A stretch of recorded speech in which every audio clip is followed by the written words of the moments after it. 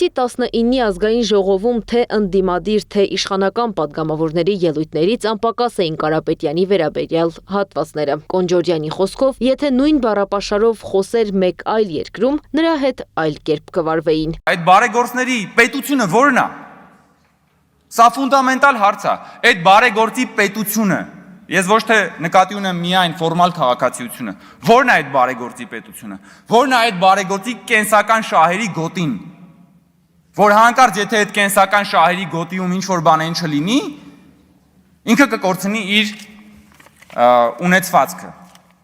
Եվ ինչ կլիներ Սամվել Կարապետյանի հետ, որ հանկարծ նա իր կենսական շահերի գոտում համարձակվեր այդ երկրի իշխանության մասին ասել մի փոքրիկ խմբակ։ Ինչ կանեին նրա հետ եւ քանի վայրկյանում նրա հետ դա կանեին։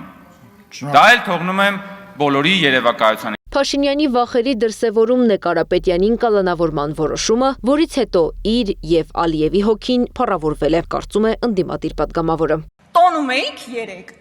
Ես վստահ եմ, որ Ալիևը տոնում էր, որովհետև տարիներ առաջ հետախուզում էր հայտարարել Սամվել Կարապետյանի նկատմամբ։ Տոնած կլինեիք, այդտեղ կասկած չունեմ։ Ձեզ ուժեղ էիք զգում։ Ես վստահեցնում եմ, դա ընդհանրապես ուժի գործոն չէ, ուժի ցուցադրություն չէր, այլ բացառապես թուլության, վախերի ցուցադրություն։ Ուզում եմ հասկանամ, այդ ինչից եք էլի այդքան վախենում։ Մարդն ընդամենն ասել է, որ եկեղեցու կողքին կանգնած լինելու, եկեղեցուն է պաշտպանելու։ Այդ ինչ մի սենց վախեցած, սարսափած վիճակում եք գտնվում։